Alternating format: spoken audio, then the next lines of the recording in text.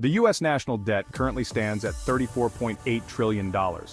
With a population of around 333 million people, that equates to over $100,000 of national debt per person. The alarming statistic isn't just the absolute value but also the trend. As my friend Richard from Plain Bagel once said, you don't need to be an economist to see this is a pretty alarming chart. The scariest part of this situation is that the U.S. government cannot repay this debt. The Congressional Budget Office has projected that the situation will worsen over the next decade. So what happens next, and is there a sneaky way the U.S. might use to manage its debt problem? To understand that, we need to go back to the basics. The government is $34.8 trillion in debt, and this amount increases every year. But how does this actually work? Like individuals, countries go into debt when they want to buy something they can't afford. A country has income and expenses, and if it spends more than it earns, it can go into debt to cover the shortfall. This debt needs to be repaid, and if a country can't repay its debts, it defaults, similar to a homeowner unable to pay their mortgage. So how does this system work? When the government needs money, it sells government bonds. Investors loan money to the U.S. Treasury, which promises to repay them with interest in the future. Depending on the bond's maturity date, the interest rate might be higher or lower. For example, the current U.S. 10-year Treasury yield is around 4.3%. It's not just individuals who buy these bonds, businesses in foreign countries do too. Japan, China, and the UK are significant holders of U.S. government bonds. A U.S. default would send ripples throughout the world. Another key point is that the U.S. Federal Reserve, America's central bank, can also buy Treasury bonds. This process is how the U.S. prints money and injects it into the economy. The Federal Reserve creates money and buys government bonds, giving the government new funds to spend. The main reason a country goes into debt is spending more than it earns, known as a deficit. The worse the annual deficit, the more debt the government needs to raise each year. If the government spends $4 trillion and only generates $3 trillion, it needs to sell $1 trillion worth of bonds to cover the difference. Looking at the U.S. surplus or deficit over the years, the last time the U.S. ran a surplus was in 2001. Since then, the annual deficit has worsened. The national debt was around $10 trillion in 2001 and has ballooned to $34.8 trillion over 23 years. The problem is that the U.S. can't pay down this debt.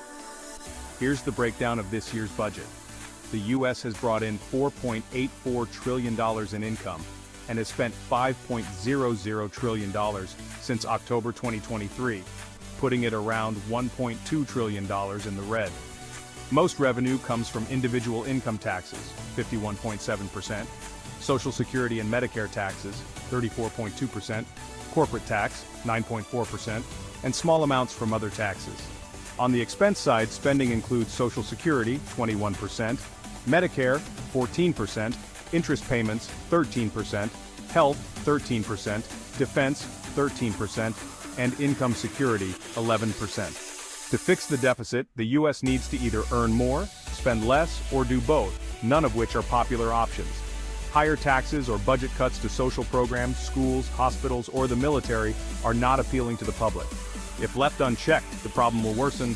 The Congressional Budget Office expects the deficit to grow from $2 trillion in 2024 to $2.8 trillion in 2034, swelling the U.S. debt to GDP ratio from 99% to 122% by 2034. Higher interest rates compound the problem. The Federal Reserve, which sets interest rates, has raised them from 0 to around 5.5% to combat inflation. As old debts are rolled over, the new debt is refinanced at higher rates, increasing interest payments and worsening the deficit. So far this fiscal year, the U.S. has spent $601 billion on interest payments.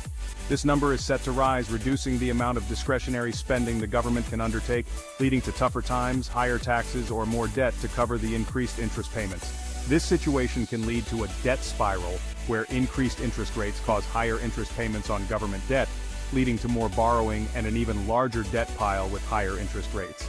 The ideal solution is to reduce the deficit and return to a surplus, but this seems nearly impossible for the U.S. Some suggest inflating away the debt. Inflating away debt involves letting inflation decrease the value of the currency, so the government pays back debt with money that is now worth less. This happened after World War II.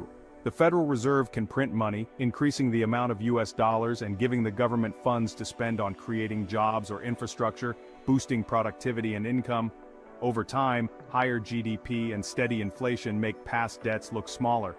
However, unchecked inflation can lead to economic instability, social unrest, or a currency collapse. Thus, the Federal Reserve targets a 2% inflation rate to keep the economy stable and steadily devalue the currency over time. In summary, while there are tricks to manage debt, the best approach is smart fiscal policy and lowering the deficit. The US needs to focus on being more productive and tightening the belt where it makes sense. For instance, Australia managed its budget well, returning a surplus of $27.8 billion for the financial year ending June 30, 2023. This surplus allows the government to pay down debt, invest in infrastructure, or cut taxes. In conclusion, America's debt situation is complex, but the priority should be on sustainable financial management. Thank you for watching. Please follow me on Instagram for more content, and check out my stock market investing courses on new money education. See you in the next video.